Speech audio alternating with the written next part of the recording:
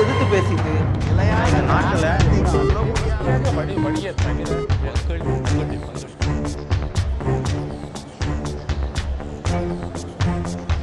தன்னெழுச்சியாக நடந்து கொண்டிருக்கின்ற இந்த இளைஞர்களுடைய போராட்டம் ஒரு புரட்சியாக இருக்கிறது என்று தான் பார்க்கணும். பல புரட்சிகளை வரலாறு பார்த்திருக்கிறது. தமிழக வரலாற்றில் இது நிச்சயமாக ஒரு முக்கியமான ஒரு புரட்சிகரமான ஒரு தருணமாக பார்க்கப்பட வேண்டியிருக்கிறது. இந்த மாணவர்களுடைய போராட்டங்கள், இந்த இளைஞர்களுடைய போராட்டங்களை ஒட்டி இன்றைக்கு முதலமைச்சர் அவர்களுடைய பிரதிநிதிகளை சந்தித்திருக்கிறார். நாளை பிரதமரை சந்திப்பதற்கு முன்னால் இவர்களுடைய கோரிக்கைகள், இவர்களுடைய தேவைகள், இவர்கள் என்ன டிமாண்ட்ஸ் வைக்கிறாங்கன்றதெல்லாம் கேட்டிருக்காங்க. அவர்களோடு பேசியிருக்கிறார். அதற்கு பிறகு முதலமைச்சர் பத்திரிகையாளர்களிடம் சந்தித்து பேசிய போது, பிரதமரை நாளை சந்திக்கிறேன், அவர்களிடம் நிச்சயமாக இந்த மாணவர்களுடைய உணர்வுகளை நான் வலியுறுத்துவேன் என்பதாக சொல்லியிருக்கிறார். மாணவ பிரதிநிதிகளை பொறுத்தவரை நாளை பிரதமரோடு சந்திப்பு நடந்து அந்த சந்திப்பில் என்ன விதமான முடிவுகள் வருகிறது என்பதை பொறுத்துதான் எங்களுடைய போராட்டம் எந்த கட்டத்தை நோக்கி போகும், அதுவரை இந்த போராட்டம் தொடரும் என்பதாக அறிவித்திருக்கிறார்கள். இந்த போராட்டம் ஒட்டுமொத்தமாக தமிழகத்திலிருந்து வருகின்ற அத்தனை குரலுமே என்பது என்ன, ஜல்லிக்கட்டு நடக்க வேண்டும், அது நடைபெற்றால் மட்டுமே போராட்டம் முடியும் என்பதாக அவருடைய கருத்துக்கள் இருக்கின்றன. நம்ம அரசியல் ரீதியாகவும் கேள்விகளை வச்சிட்டு இருக்கோம். நிறைய விருந்தினர்கள் நம்மோடு இருக்கிறார்கள். குறிப்பாக மத்திய அரசாங்கத்தில் இப்போ பொறுப்பு மத்திய அரசாங்கத்துக்கு வந்துவிட்டது. மாநில முதலமைச்சர் சொல்கிறார், நாங்கள் அவசர சட்டத்தை பிறப்பிக்க முடியாது, மத்திய அரசாங்கம் தான் செய்ய முடியும். இதற்கான எல்லா முயற்சிகளையும் நாங்கள் எடுத்துக்கொண்டிருக்கின்றோம். சட்ட ரீதியான எல்லா வாய்ப்புகளும் மறுக்கப்பட்டு விட்டன. இப்போது மத்திய அரசாங்கம் நினைத்தால் மட்டுமே அவசர சட்டத்தை கொண்டு வர முடியும். எனவே அவரை சந்திக்கிறேன், நான் பிரதமரை சந்தித்து இந்த கோரிக்கையை வைக்கப் போகிறேன் என்று சொல்லியிருக்கிறார். பாரதிய ஜனதா கட்சியினுடைய ஊடக பிரிவு தலைவர் திரு நாராயணன் நம்மோடு இணைந்திருக்கிறார். பல ஆண்டுகளாக இந்த அரசியல் ரீதியான அனுபவம் வாய்ந்த ஒருவர். முக்கியமான இந்த பிரச்சனைகளுக்கு போறதுக்கு முன்னாடி ஒரு கேள்வி என்பது, பிரதமர் எம்பிக்களை சந்திப்பதற்கு மறுப்பது ஏன், அவருக்கு அதைவிட முக்கியமான காரணங்கள் இருக்கிறதா அப்படின்னு திரு பழனியப்பன் உள்ளிட்டவர்கள் கேள்வியை முன்வைக்கிறாங்க. அப்போ ஒரு முக்கியமான பிரச்சனைக்கு அவர் நேரடியாக கேட்ட கேள்விங்கிறது, ஒரு மிகப்பெரிய ஆளுமை, நிச்சயமாக அவருடைய மறைவுக்கு வர வேண்டும், அதற்கான தேவை இருக்கிறது, அதெல்லாம் போக அப்படியான ஒரு நிகழ்வுக்கு வர முடிந்த தலைவர்களால் இத்தனை லட்சக்கணக்கான மாணவர்கள் இன்னைக்கு களத்தில் நிற்கிறார்கள், இதற்கு குரலை கேட்பதற்கு, செவிசாய்ப்பதற்கு ஏன் வர முடியவில்லை அப்படிங்கிற கேள்வி. முதல்ல இந்த மெரினா கடற்கரையை ஒட்டிய விவேகானந்தர் இல்லத்தில் இருக்கக்கூடிய பல ஆயிரக்கணக்கான லட்சக்கணக்கான இளைஞர்களை பார்த்து உண்மையிலேயே மிகவும் மகிழ்ச்சியோடு இந்த இடத்திற்கு நான் வருகிற பொழுது ஒரு மிகப்பெரிய ஒரு கூட்டமே இருக்கிறது, நாம் செல்கிறோமே, நம்மால் போக முடியுமா என்று உண்மையிலேயே மிகுந்த பிரமிப்போடு வந்தேன். ஆனால் இந்த இடம் வரும் வரையில வாலண்டியர்ஸ் போல, இது யாருமே ஏற்பாடு செய்த கூட்டம் அல்ல, அவங்க அவ்வளவு கட்டுக்கோப்பாக ஒரு இராணுவத்தினரை போல மிகுந்த அருமையாக செயல்பட்டதை நினைத்தால் அடுத்த தலைமுறை சிறப்பாக இருக்கிறது என்பதை நான் மகிழ்ச்சியோடு ஏற்றுக்கொள்கிறேன். அனைவருக்கும் எங்களுடைய வாழ்த்துக்களும் பாராட்டுகளும். இதுல முக்கியமா இங்க இருக்கக்கூடிய கிட்டத்தட்ட 99 விழுக்காடு மக்கள் நம்முடைய இளைஞர்கள், படித்த சட்ட நுணுக்கம் தெரிந்தவர்களும் கூட என்கின்ற அடிப்படையிலே கடந்த 2011ஆம் ஆண்டு இந்த காட்சிப்படுத்தக்கூடிய விலங்குகள் பட்டியல சிங்கம், புலி, கரடி, அதோடு கூட காளையும் சேர்த்த காரணத்தினால்தான் இந்த தடையானது வந்தது. 2014 முழுமையாக இந்த ஜல்லிக்கட்டானது தடை விதிக்கப்பட்டது என்பதை நாம் அறிவோம். அதன் பிறகு பாரதிய ஜனதா கட்சியினுடைய அரசு வந்த பிறகு ஒரு நோட்டிபிகேஷன் மூலமாக சென்ற ஆண்டு நாராயணன், நீங்க சொல்ற விளக்கங்களை நம்ம நிறைய பார்த்துட்டு இருக்கோம். நீங்களே தொலைக்காட்சிகள்ல நிறைய பேசியிருக்கீங்க. கேள்வி என்னன்னா, இந்த பிரச்சனைகள், இந்த சட்ட ரீதியான பிரச்சனைகள், இது வழக்கு நீதிமன்றத்தில் இருக்கிறது, இதெல்லாம் தெரிந்துதான் பாரதிய ஜனதா கட்சியினுடைய தலைவர்கள் இந்த ஆண்டு நிச்சயமாக ஜல்லிக்கட்டு நடக்கும் அப்படிங்கிற நம்பிக்கையை கொடுத்தாங்களா? சரி, அதாவது இதற்கு கார்த்திகை செல்வன் சொல்வதை நான் ஏற்றுக்கொள்கிறேன். இதுல அந்த நோட்டிபிகேஷன் கொடுத்த உடனேயே animal welfare board of India தான் போய் தடை வாங்குறாங்க, பீட்டா அமைப்போடு சேர்ந்து. அந்த அனிமல் வெல்ஃபேர் போர்ட் ஆஃப் இந்தியாவிற்கு எந்த விதமான உரிமையும் கிடையாது என்று உடனடியாக மார்ச் மாதம் 26ஆம் தேதி 2016ஆம் ஆண்டு இந்த அரசாங்கம் ஷோகாஸ் நோட்டீஸ் கொடுத்திருக்கிறது. அதை எதிர்த்து அவர்கள் உச்சநீதிமன்றத்திற்கு சென்று தடை வாங்கி உள்ளார்கள். அந்த தடையின் மீதான வாதத்தில் தான் இந்த அரசாங்கம் மிக தெளிவாக இந்த அனிமல் வெல்ஃபேர் போர்டானது ஒரு ஸ்டாச்சுட்டரி பாடி, எங்களுடைய அமைச்சரவின் கீழே இருக்கிறது. ஏற்கனவே இருந்த அரசாங்கம் அதை விட்டுக் கொடுத்த காரணத்தினால் நாங்கள் விட்டுக் கொடுக்க முடியாது என்று சொல்லி வாதம் செய்திருக்கிறது. அதனாலதான் இது நிலவில் எல்லாமே நியாயமான காரணங்களாகப்படுகிறது. நீங்க நிறைய பாரதிய ஜனதா கட்சியினுடைய தலைவர்கள் எல்லாருமே சட்ட ரீதியாக இந்த பிரச்சனைகள் இருக்கிறது, நீதிமன்றத்தை நாம் நாடி இருக்கிறோம், அந்த தீர்ப்பு வராம எதுவும் செய்ய முடியாது அப்படிங்கிற இந்த வாதங்களை தொடர்ந்து கேட்டுட்டே இருக்கிறோம். கேள்வி என்ன இருக்குன்னா, அருமை இளைஞர்கள் அத்தனை பேருமே இந்த நாட்டினுடைய சட்டத்தை மதித்து ஜனநாயக முறையிலே அதே சட்ட ரீதியான ஒரு முறையில தான் நீங்க எடுக்க முடியும்ன்றாங்க. அவசர சட்டம் பிறப்பிப்பது என்பது பாராளுமன்றத்தில் இன்னைக்கு பெரும்பான்மையா இருக்கிற ஒரு கட்சி, இன்னைக்கு பாரதிய ஜனதா கட்சி இன்னைக்கு நினைத்தால் அறுதி பெரும்பான்மையோடு முன்னாடி இருந்த யூபி அரசாங்கம் மாதிரி இல்ல, இன்னைக்கு அதோட ஒரு ஆளுமை நிறைந்த ஒரு பிரதமர், நீங்க எதை வேண்டுமானாலும் செய்ய முடியும், முடிவுகள் எடுக்கிறதுல ஒரு திடமான நம்பிக்கை கொண்ட ஒருவர் அப்படின்னா இந்த முடிவுகளை எடுக்கிறதுல என்ன பிரச்சனை இருக்கு? அதுதான் இதுல ரெவியூ பெட்டிஷன் மாநில அரசாங்கம் 2014 வந்தது, 2016 போடுறாங்க. நவம்பர் 16ஆம் தேதி ரெவியூ பெட்டிஷன் டிஸ்மிஸ் ஆகுது. இந்த அரசாங்கம் மிக தெளிவாக ஏற்கனவே அந்த AWB ஸ்டாச்சுட்டரி பாடியில் இருக்கக்கூடியவர்களை நீக்க முடியாது. ஆனால் கடந்த வாரம் அந்த AWB-யினுடைய தலைவராக இதுநாள் வரை செயல்பட்டுக் கொண்டிருந்த கார்க் என்பவர் ராஜினாமா செய்யப்பட்டிருக்கிறார், ராஜினாமா செய்ய வைக்கப்பட்டிருக்கிறார், ராஜினாமா செய்திருக்கிறார் என்பதை நாம் அறிந்து கொள்ள வேண்டும். பல விவரங்கள் தெரிவதில்லை. இதனால இப்பொழுது சின்னி கிருஷ்ணா என்பவரும் அங்க இருக்கக்கூடிய அதை கலைப்பதற்கான அதிகாரமும் இல்ல. அதுதான் நிறைய பேருக்கு தெரியல. இந்த ஸ்டாச்சுட்டரி இப்போ TNPSC தமிழ்நாட்டில் இருக்கு, அதை கலைக்க முடியாது, அங்க இருக்கிற நிர்வாகிகளை கலைக்க முடியாது. அது போலத்தான் இந்த நியமனங்களை நீதிமன்றம் மூலமாகவே ரத்து செய்ய முடியும். எல்லா சட்ட ரீதியான விஷயங்களும் நீங்க சொல்வது சரிதான், அவர் சொல்வதை நான் ஏற்றுக்கொள்கிறேன். அவர் சொல்வது சரி. எப்படி கலைச்சாங்கன்னா அவர்கள் மீது ஊழல் குற்றச்சாட்டு, கிரிமினல் குற்றச்சாட்டு வந்த பிறகு அப்பாயின்மெண்ட்ல நடந்த தவறுகள் என்பதாக முறைகேடுகள். அதாவது ஜனவரி 2014 பிப்ரவரி 2014 தான் அப்பாயின்மெண்ட். அடுத்த மாதம் அவர்களுடைய பதவிக்காலம் முடிகிறது. நாம் மிகுந்த சிரமம் எடுத்து சட்ட ரீதியாகவும் நிர்வாக ரீதியாகவும் இந்த பிரச்சனைக்கு நிரந்தர தீர்வு காண வேண்டும் என்பதற்காகத்தான் பாரதிய ஜனதா கட்சி சட்ட ரீதியான நடவடிக்கை எடுத்துக்கொண்டு வருகிறது. மிக மிக நியாயமான வாதங்கள், ரொம்ப எளிமையான கேள்விகளை முன் வச்சாங்க. காவிரி பிரச்சனைக்காக இதே எம்பிக்கள் பிரதமரை சந்திக்க சென்றார்கள், சந்திக்க முடியல. ஜல்லிக்கட்டுக்காக இதே எம்பிக்கள் போனாங்க, பிரதமரை சந்திக்க முடியல. உங்களுக்கு உண்மையான அக்கறை இருக்கும்போது ஒரு சந்திப்பு, ஒரு நாடாளுமன்ற உறுப்பினர்கள் மூன்றாவது ஒரு பெரிய கட்சி ஏன் சந்திக்க முடியல? நீங்கள் சொல்வது சரி. முதல்ல காவேரி பிரச்சனையில கர்நாடக அந்த முதல்வரை கூட பிரதமர் சந்திக்க மறுத்தார் என்பதை நாம் சொல்லி இருக்கிறோம். ஏனென்று சொன்னால் அவரு கர்நாடக முதல்வர் இங்க லீகலா கேஸ் இருக்கும் பொழுது இல்ல நீங்க என்ன சொல்றீங்க? அவர் பேசி முடிச்ச பிறகு நீங்க உங்களுடைய சந்தேகங்கள் தான் கேளுங்க, நான் பதில் சொல்றேன். அப்போ அதனாலதான் தமிழக எம்பிக்களை சந்திக்கவில்லை. காவிரி பிரச்சனையில தவறு யார் பக்கம் இருந்து சட்ட ரீதியாக நீதிமன்றம் ஒரு தீர்ப்பு அளித்திருக்கிறது. தமிழ்நாட்டிற்கு நீங்க ரெண்டு பேரும் ஒரு சமாதானம் வைக்கலாமா? என்னோட கேள்விங்கிறது, சட்ட ரீதியாக நீதிமன்றம் உங்களுக்கு உரிமை இருக்குதுன்னு தமிழ்நாட்டுக்கு இந்த தண்ணீரை கொடுங்கன்றாங்க. அந்த எம்பிக்களையும் நீங்க கர்நாடக அரசாங்கம் இதை செயல்படுத்த மறுக்கிற அரசாங்கத்தினுடைய முதலமைச்சரை சந்திக்கலன்னு சொல்றதையும் ரெண்டையும் ஒரே தளத்துல வச்சு பார்க்கலாம். இல்ல, அதாவது அந்த விவகாரத்துல யார் செயல்படணும்? சுப்ரீம் கோர்ட் கண்டெம்ட் அவங்களாவே எடுத்திருக்கலாம், இல்ல தமிழ்நாடு அரசாங்கம் கண்டெம்ட் கோர்ட்டுக்கு போயிருக்கலாம். ஆனா ஜல்லிக்கட்டு விவகாரத்துல நம்முடைய துணை சபாநாயகர், பாராளுமன்ற உறுப்பினர் துணை சபாநாயகர் தம்பிதுரை அவர்கள் துறை சார்ந்த அமைச்சரை பார்த்து அவரிடம் பேசிவிட்டு வெளியே வரும்போது பிரதமர் எங்களை சந்திக்க மறுத்தார் என்று சொல்லவே இல்லை. அவர் என்ன தெரியுமா சொன்னாரு? நாங்கள் சென்றிருந்த நேரத்தில் பிரதமர் அதிபருடைய வீட்டு இன்னொரு சந்திக்கல, காவேரி பிரச்சனை சந்திக்கல, நானே தான் சொல்றேன். ஆனா இந்த விவகாரத்துல தெளிவாக தம்பிதுரை அவர்கள் சொல்லி இருக்கிறார், நாங்கள் சென்றிருந்த நேரம் பிரதமர் இல்லை, அதனால் சந்திக்க முடியவில்லை பேட்டி கொடுத்தாரு. புதிய தலைமுறைகளும் வந்துச்சு. நம்ம தொடர்ந்து பேசலாம். திரு நாராயணன், முக்கியமான கேள்வி திரு பொன்ராஜ் குறுக்கிட விரும்புனீங்க. அதாவது இந்த பிரச்சனையில மத்திய அரசும் சரி மாநில அரசும் சரி ரெண்டுமே தவறு செஞ்சிருக்கிறது. என்னன்னா மத்திய அரசு, முன்னாள் இருந்த மத்திய அரசு காங்கிரஸ் அரசு இந்த காட்சிப்படுத்தக்கூடாத விலங்கினங்கள் பட்டியலில் ஒரு கரடியோட, புலியோட, சிறுத்தையோட, ஒரு சிங்கத்தோட போய் ஒரு புல்லுன்னு ஒண்ணு போய் சேர்த்தா டொமஸ்டிக் அனிமலுக்கும் ஃபாரஸ்ட் அனிமலுக்கும் வித்தியாசம் இருக்கா இல்லையா? அப்ப என்ன அறிவோட செயல்பட்டு இருக்காங்க? என்ன அறிவோட?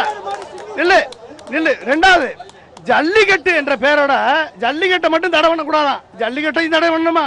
அதுல என்ன ஃபார்மா இருந்தாலும் சரி, மஞ்சு விரட்டா இருந்தாலும் சரி, ஏறுதல் இருந்தாலும் சரி, இத்தனை விளக்கத்தையும் கொடுக்கக்கூடிய ஒரு அரசு, நீ புல்லுக்கும் பைசனுக்கும் வித்தியாசம் தெரியாது உனக்கு? ஒரு நிமிஷம் சார். புல்லுக்கும் பைசனுக்கு வித்தியாசம் தெரியாத ஒரு அரசு நீ இணைச்சிருக்க அப்படின்னா, அதை திரும்பி வரக்கூடிய பிஜேபி அரசு என்ன பண்ணிருக்கணும்? ஒரே வார்த்தை, இங்க பாரு, எந்த ஒரு சட்டமும் அடிப்படை சட்டமும் கஸ்டமரி பிராக்டிஸ் அடிப்படையாக வைத்துதான் இயற்றப்படுகிறது. மக்களுக்காக தானே சட்டம் ஒழிய சட்டத்திற்காக மக்கள் அல்ல. ரெண்டாவது ஒரு நிமிஷம் சார், முடிச்சுக்கிறேன். அடுத்து, இந்த கஸ்டமரி பிராக்டிஸ, அதாவது நீங்க மாடிஃபை பண்ணலாம், ஒழுங்குமுறைப்படுத்தலாம், ஆனா கஸ்டமரி பிராக்டிஸை தடை பண்ணுவதற்கு எவனுக்கு அதிகாரம் கிடையாது. மூணாவது ஐட்டம், இந்த பிராக்டிஸ நீங்க தடை பண்ணும் பொழுது நீங்க என்ன சொல்றீங்க? ரெண்டாவது, இந்த பிஜேபி அரசு ஒரே வார்த்தை பண்ணியிருந்தா இன்னைக்கு இந்த பிரச்சனை கிடையாது. அந்த 6வது ஐட்டத்தை மட்டும் நீக்கி இருந்தா இந்த பிரச்சனை கிடையாது. எந்த ஒரு சட்டத்தையும் ரிப்பீல் ஆக்ட் போட்டு நீங்க எத்தனை சட்டத்தை மாத்திருக்கீங்க? அப்ப மாற்றும் பொழுது இந்த பிஜேபி அரசு உண்மையிலேயே இதய சுத்தியோடு செயல்பட்டு இருந்தால் கண்டிப்பாக அந்த 6வது ஐட்டம் புல்ல நீக்கிட்டு நீ பைசனை போடு. இது ஒண்ணு. சரி, நான் தமிழ்நாடு அரசுக்கு வரேன். தமிழ்நாடு அரசு என்ன பண்ணிருக்கணும்? விவரம் புரிஞ்ச அரசா இருந்திருந்தால் நீ புல்லத்தான காட்சிப்படுத்தக்கூடாத விலங்க அமைச்சிருக்க. நீ எங்க வீட்டுல தெருவில் இந்த மாடு போயிட்டு இருக்கு, வயல்ல போயிட்டு இருக்கு, நீ இதை எப்படி காட்சிப்படுத்தாம இருக்க முடியும்? நீ காட்சிப்படுத்தாத காட்டு காளைய நாங்க வச்சு ஜல்லிக்கட்டு நடத்தல, வீட்டு காளைய வச்சு ஜல்லிக்கட்டு நடத்திருக்கணும். தமிழ்நாடு அரசு நடத்திருக்கணும் இல்லையா? நடத்திருக்கணும். இன்றைக்கு அப்படி பண்ண முடியும். இன்னைக்கு கோர்ட்ல சேலஞ்ச் பண்ணுவோம். ஏன் சேலஞ்ச் பண்ண முடியல தமிழ்நாடு அரசு? இன்னைக்கு தமிழகத்தினுடைய 50 தேர்ந்தெடுக்கப்பட்ட எம்பிக்கள் அவர் பிரதமர் பார்க்க முடியல, காவிரி பிரச்சனைக்கு பார்க்க முடியல, ஜல்லிக்கட்டு பிரச்சனைக்கு பார்க்க முடியல. முதலமைச்சர் எதற்காக டெல்லி செல்ல வேண்டும்? இன்னைக்கு இந்த எப்படி அணுக முடியும்? முதலமைச்சர் போய் பிரதமரை அழுத்தம் கொடுக்காம தேவையில்லை சார், தேவையில்லை. இந்த முதலமைச்சரை இன்னைக்கு ஏர்போர்ட்ல இருந்து திரும்பி இங்க உட்கார சொல்லுங்க. பிரதமர் இங்க வர்றாரு. என்ன அர்த்தம்? எம்ஜிஆர் ஒரு நாள் உண்ணாவிரதம் இருந்தாரு, வந்தாங்களா இல்லையா? வரல, வர வைக்கணும். பிரதமர் இங்கே வரணும் அப்படிங்கிற அழுத்தமான ஒரு கேள்வி. இல்ல பேசல எல்லாருக்கும் பேசுவதற்கான வாய்ப்புகள் இருக்கிறது. திரு பொன்ராஜ் சொல்றாரு, இவ்வளவு ஒரு பெரிய முக்கியமான ஒரு பிரச்சனை, இந்த பிரச்சனைக்கு முதலமைச்சர் போக வேண்டாம், பிரதமரே இங்கே வர வேண்டும், அவ்வளவு அழுத்தம் தேவை இருக்கிற ஒரு விஷயமாக பார்க்கிறாரு. நீங்க உங்களுக்கான பதில்கள் இருக்கிறது, நீங்க குறுக்கிட விரும்புங்க. அதாவது வனவிலங்குகள் பட்டியல் ஒன்று இருக்கு, கால்நடைகள் பட்டியல் ஒன்று இருக்கு. கால்நடைகள்ல ஆடு மாடு கோழி எல்லாமே இருக்கு. வனவிலங்குகள்ல கால்நடைகள் இருந்ததை வனவிலங்குகளை சேர்த்திட்டாங்க. இது என்ன நினைக்குதுன்னா, மாடு வீட்டில் இருக்கலாம், காளை மாடு மலைக்காட்டில் இருக்கணுங்கிறாங்க. காட்சி பொருளா மிருக காட்சி பொருளை சேர்த்திட்டாங்க. கணவன் மலையில் இருக்கணும், மனைவி வீட்டுல இருக்கணுங்கிற மாதிரி இது ஒரு கதை. இல்ல, எந்த விலங்குகள்லயும் ஒரே ஆண் பாலை குடிக்க விடல, எல்லா விலங்குகள்லயும் விலங்குகளா தான் இருக்கு. இதுல மட்டும்தான் இது காளை அப்படிங்கிறது. காளைய கால்நடை பட்டியல் இருந்து தான் நம்ம வீட்டுல வளர்த்துற பொருள். அது அதை வருத்தது யாரு? 2011 ஜெயராம ரமேஷ். இப்ப திரு பொன்ராஜ் சொல்றாரு, என்ன காரணம் சொல்லிட்டு பேச முடியும்? சொல்லுங்க. அதாவது இந்த காளைகள் பட்டியல இருக்கிற இந்த நம்முடைய காளை எடுத்து மிருக காட்சியுடைய காணும் பொருளா சேர்த்துறதுனாலதான் இந்த பிரச்சனை வந்தது. அன்றைக்கு இங்க இருந்த அரசாங்கமும் தமிழ்நாட்டில் இருந்தவங்களும் டெல்லியில மந்திரியா இருந்தாங்க. அன்னைக்கு அதுக்கு குரல் கொடுத்திருந்தா இந்த பிரச்சனையே வந்திருக்காது. இவ்வளவு பெரிய அதையும் நம்ம பேச போறோம். இல்ல தமிழ்நாட்டுல இல்ல எம்பிகளை ஒரே நிமிஷம் பாராளுமன்ற உறுப்பினர்கள் டெல்லிக்கு போனாங்க பிரதமர் சந்திக்கிறதுக்கு. அன்றைக்கு தம்பித்துறை என்ன சொன்னாருன்னா, அவர் துணை சபாநாயகரா இருக்கிறார் அந்த கவர்மெண்ட்ல, அதனால பெருந்தன்மையா பிரதமரை விட்டு கொடுக்காம பேசினார் ஒழிய, அன்றைக்கு என்ன 24 மணி நேரம் வெளிநாட்டு அதிபரோட என்ன டூயட் பண்ணிட்டு இருந்தாரா? ஏன் சந்திக்க முடியாது? சந்திக்கவே இல்லை. ஆனா இதுக்கான அழுத்தம் எங்க கொடுக்கப்பட்டது? இல்ல இத பத்தி எப்ப பேசுனீங்க? அழுத்தம் கொடுக்கறதுக்கு நிறைய கடிதம் கொடுத்தாச்சு, நேர்ல பார்த்து பேசியாச்சு. நம்ம தொடர்ந்து பேசலாம். பிரதமரை முதலமைச்சர் நேர்ல சந்திச்சு பேசினார். ஒரு சினிமா நடிகை கௌதமிக்கு அப்பாயின்மெண்ட் கொடுக்கிற பிரதமர் காவிரி பிரச்சனைக்கு போற நம்ம எம்பியில கொடுக்கலாம். என்ன செய்ய முடியும் சொல்லுங்க? அதற்காக தான் சொல்றேன் உங்களுடைய போராட்டம் உங்கள்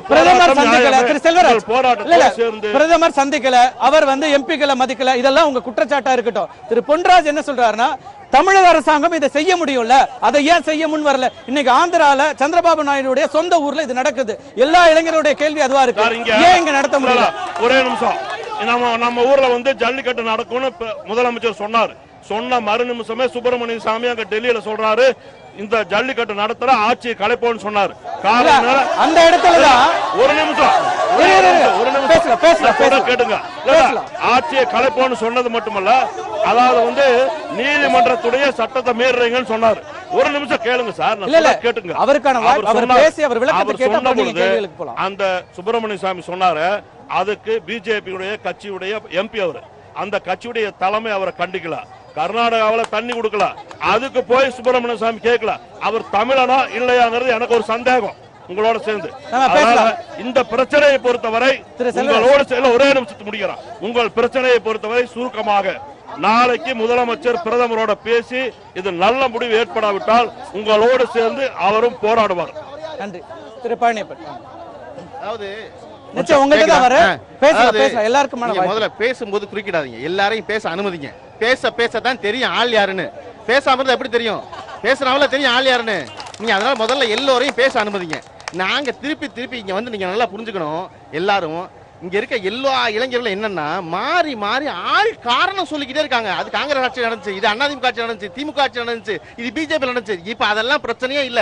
ஒரு ராத்திரியில உங்களால நோட்டை மாத்த முடியும்னா மாட்ட விடுங்க வெளியே. ஒரு ராத்திரியில பிரச்சனை இல்லையே.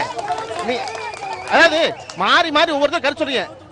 சுப்பிரமணிய சாமி சொல்றாரு மேலான ஆள் தமிழ்நாட்டு பொறுக்கியங்கிறார். ஆமா பொறுக்கியே தான். நாங்க கலாச்சாரத்தை பொறுக்கணுவீங்க, பண்பாடை பொறுக்கணுவீங்க, ஏமானத்தை பொறுக்கணுவீங்க. இந்த அவர் சுப்பிரமணிய சாமி குறிப்பிட்ட 1 லட்சம் பொறுக்கியை தான் தமிழ்நாட்டில் கூடி மெரினாவில் உட்கார்ந்து இருந்து எந்த பிரச்சனையும் இல்லாம எல்லா பொம்பளை பிள்ளைகளையும் பத்திரமா பார்த்திருக்காங்க. அப்ப இது யாருமே கண்டிக்க மாட்டாங்க. நீங்க எல்லாருமே ஐயா நீங்க சொன்னது சரி, நாராயணன் சார் சொன்ன மாதிரி எங்களுக்கு யாருக்குமே யார் மேலே காழ்ப்புணர்ச்சி இல்லையா, எங்களுக்கு சலிப்பு இருக்கு. இது என்னப்பா எப்ப பார்த்தாலும் காரணமே சொல்றாங்க அப்படின்னு. அதனால சலிப்புல தான் பேசுறேன், ஒரு காழ்ப்புணர்ச்சியும் கிடையாது. நீங்க ஒவ்வொரு தடவையும் சட்டத்தை காரணமா சொல்லுங்க. ஐயா கண்டிப்பா நீங்க சொல்லுங்க, நாராயணன் சொல்லுங்க, எல்லாருமே சொல்லுங்க. நாங்க சொல்வது நீங்க எப்படி ஒரு பாராட்டுறீங்களோ தடவி கொடுத்து கிள்றீங்க எல்லாரையும். நீங்க மாணவர்கள் பிரமாதம், மாணவர் ஒரு தடவை சொல்லுங்களேன். நான் என்ன சொல்றேன், எப்ப பார்த்தாலும் ஆரம்பிச்சோம் போது மாணவர்கள் ரொம்ப கட்டுக்கோப்பா இருக்காங்க, ரொம்ப சிறப்பா இருக்காங்க. ஆனா நாங்க என்ன செய்வோம்? ஏன் நீங்க இந்த வேலை ரொம்ப நாள் நடக்குது, தடவி கொடுத்து கிள்ளிக்கிட்டே இருக்காங்க. மாணவர்கள் இப்படி வருவான்னு எதிர்பார்க்கவே இல்லை யாருமே. இன்னைக்கு நடக்கிற விஷயம் நானும் சொல்றேன் கேளுங்க. பக்கத்து நாட்டுல பிரச்சனை நடந்துச்சுங்க, கேட்க முடியலங்க. அது இந்திய இறையாண்மைக்கு எதிரானதுன்னு சொன்னாங்க இல்லையா? அங்க அவன் அடிக்கப்பட்ட பொழுது மாணவன் பாத்துக்கிட்டே இருந்தான். பக்கத்து மாநிலத்தில் அடிக்கப்பட்டான், இந்திய இறையாண்மைக்கு எதிரானதுனாங்க. வீட்டுக்குள்ள பின்னாடி இருக்க மாட்டை பிடிச்ச உடனே வந்துட்டான்டா வீட்டுக்குள்ள, இப்பவும் நம்ம வரலைனா இனிமே நமக்கு வாய்ப்பு கிடைக்காதுன்னு புரிஞ்சுக்கிறான் இல்லையா? இதுதான் பிரச்சனைங்க. நீங்க காலகாலமா இவர்களுக்கு ஏதாவது ஒன்று சொல்லிக்கிட்டே இருக்கீங்க, பயமுறுத்திக்கிட்டே இருக்கீங்க. என்ன சட்டம் திருத்தவே முடியாதா?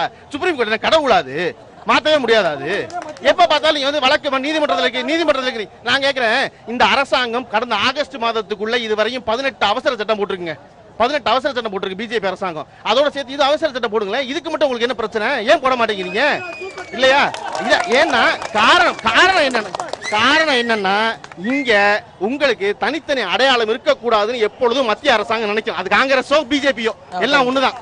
தனி அடையாளம் இருக்கக்கூடாது. மாநிலத்துக்கு என்ன தனி அடையாளம்? நான் கேட்கிறேன், கர்நாடகாவில் வருஷம் கர்நாடகா தனி கொடி ஏத்தி கொண்டாடுறாங்க. தமிழ்நாட்டில் எங்க கொடி இல்ல, நாங்களும் கொண்டாடுறீங்க. நீ என்னை தள்ளுற, நான் இந்தியன்னு சொல்றேன். இது நீ பாடுற தேசிய கீதம் எனக்கு புரியல, வங்கமொழி எனக்கு புரியல, நான் எந்திரிச்சு நிக்கிறேன். பரவாயில்ல, நம்ம அண்ணன் தம்பியே எல்லாம் நல்லா இருக்கட்டும்னு நினைக்கிறோம். பதிலுக்கு நீ நினைக்கவே மாட்டேன்னா நான் மட்டும் அன்பு செலுத்திட்டே இருக்கணும், நீ அடிச்சுக்கிட்டே இருப்பியா? என்னது எனக்கு விளங்கவே இல்லை எனக்கு. அப்ப இந்த இளைஞருடைய பிரச்சனை அதுதான். நான் எல்லாமே கேட்கிறேன்ப்பா, நீ மத்திய அரசாங்கம் தான். இது என்னதுங்க? இது இந்தியா இல்ல, யுனைடெட் ஸ்டேட்ஸ் ஆஃப் இந்தியா. நிறைய ஸ்டேட்ஸ் இருக்கு, எல்லாருக்கும் தனித்தனி குணம் இருக்கு இல்லையா? நீ என்னை வச்சுக்கவே மாட்டேங்கிற. எப்ப பார்த்தாலும் எல்லா கருத்தும் எனக்கே சொல்ற. ஐயோ ஒழுங்கா நடந்துக்கணும் பாத்துக்க, நீ ஒழுங்காவே நடந்துக்க மாட்டேங்க. ஒரு தடவை திருப்பி கேட்கத்தான் இந்த லட்சம் பேர் கூட்டிருக்காங்க. தொடர்ந்து பேசலாம். வர பண்றேன் இல்ல, சுருக்கமா அவரோட குற்றச்சாட்டுகள் மட்டும் ரொம்ப சுருக்கமா உங்களுடைய பதில்களை கொடுங்க, மற்றவங்க பேசலாம். டாக்டர் அப்துல் கலாம் அவர்களுடன் மிக நெருக்கமாக இருந்த பொன்ராஜ் அவர்கள் சொன்னாரு, அந்த காளையை ஏன் எடுக்கல அப்படின்னு. உச்ச நீதிமன்றத்தினுடைய ஜட்ஜ்மெண்ட்ல ஏற்கனவே அந்த காளையை AWBI உடைய அந்த ஒப்புதலோடு இணைத்தார்கள். அந்த ஒப்புதல் இல்லாமல் நீங்கள் செய்த காரணத்தினால இதை ஏற்றுக்கொள்ள முடியாதுன்னு உச்சநீதிமன்றம் சொல்லியிருக்கிறது. பொன்ராஜ் அவர்கள் டாக்டர் அப்துல் கலாம் வழி வந்தவர், நானும் அவர் மீது மிகுந்த மரியாதை வைத்துள்ளவன். அப்போ உச்சநீதிமன்றத்தினுடைய ஆணையை மதிக்க கூடாதுன்னு பொன்ராஜ் சொல்றாரான்னு எனக்கு தெரியல. நான் முடிச்சிடுறேன். அதற்கு அடுத்து நிறைய விஷயம் சொன்னார் நம்ம சகோதரர் பழனியப்பன். ஆனா நான் அவருடைய பேட்டிகள் சிலவற்றை பார்த்திருக்கிறேன். நேரடியாக எங்களுடைய கொள்கைக்கு எதிரான கருத்து வேறுபாடுகளை கொண்டவராக இருந்தாலும் கூட இன்று இந்த இடத்திலே நான் அவருக்கு உண்டான பதிலை சொல்ல வேண்டிய அவசியம் இல்லை என்று நினைக்கிறேன். என்று சொன்னால் இது எங்களுக்கும் உடன்பாடு உள்ள ஒரு முக்கியமான தமிழக கலாச்சாரத்தை சார்ந்த பிரச்சனை என்ற காரணத்தினால வேறொரு தளத்துல அவருக்கு நான் பதில் சொல்ல முடியும்.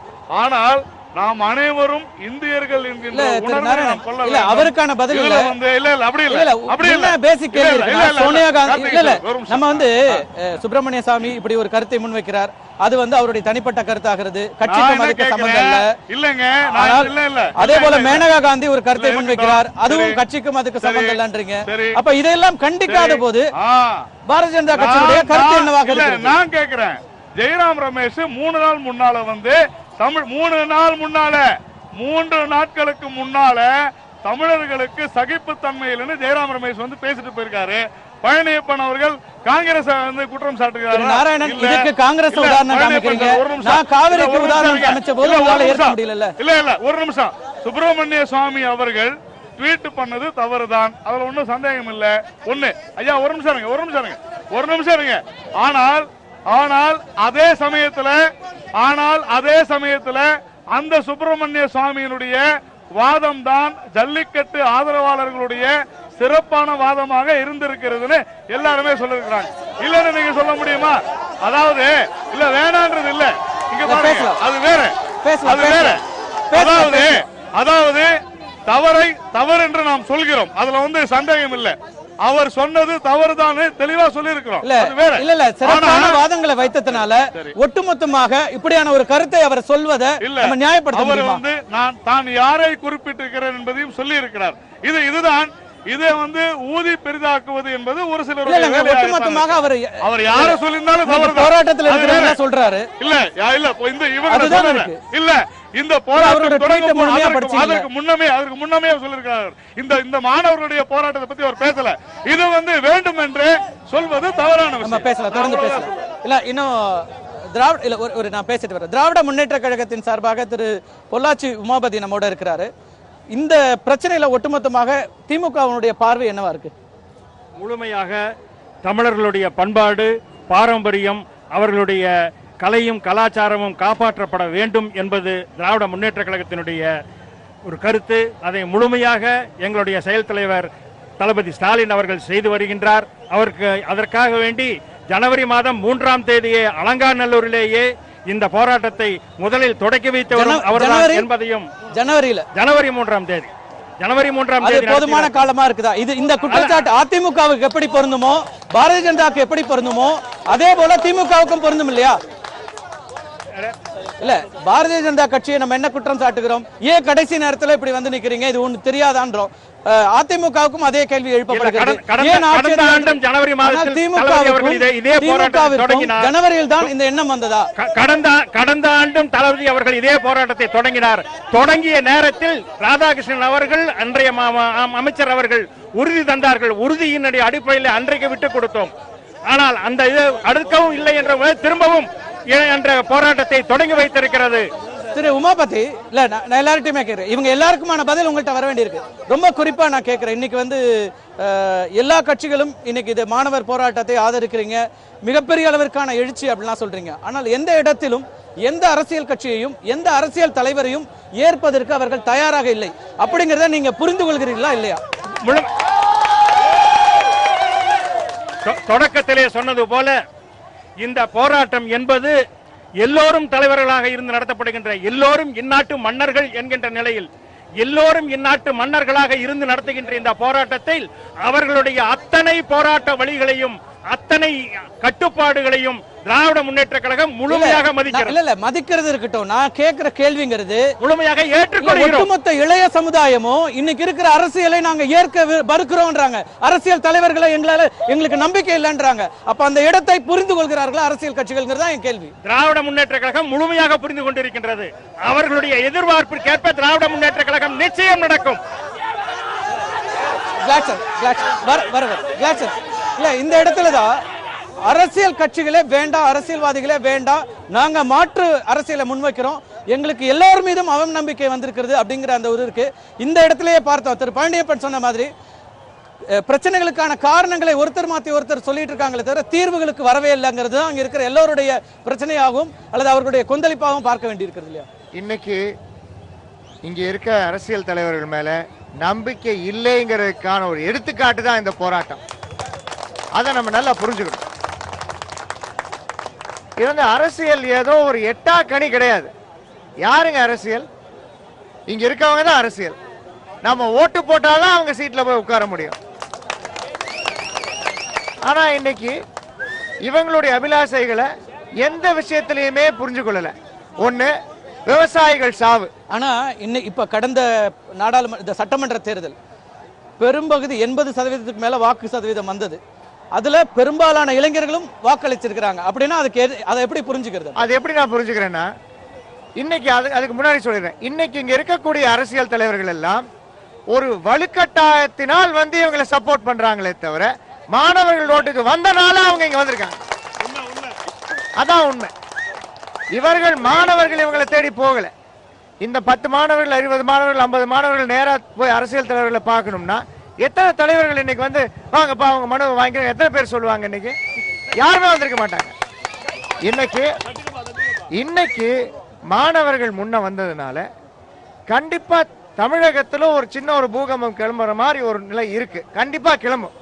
அப்ப இத கடைசியா நான் சொல்லும் பொழுது இந்த மாணவர்கள் வாக்களிச்சிருக்காங்க இல்லன்னு நம்ம சொல்லல. இன்னைக்கு இப்ப வந்திருக்கவங்க கிட்ட ஒரு கருத்து கணிப்பு நடத்தி பாருங்க. நீங்க இன்னைக்கு இருக்கக்கூடிய தமிழகத்திலும் சரி மத்திய அரசியும் சரி இவர்கள் ஏற்றுக்கொள்வார்களான்னு சொல்லி நீங்க ஒரு கருத்து கணிப்பு நடத்தி பாருங்க. இல்ல அதை நம்ம புரிஞ்சுக்க முடியும்.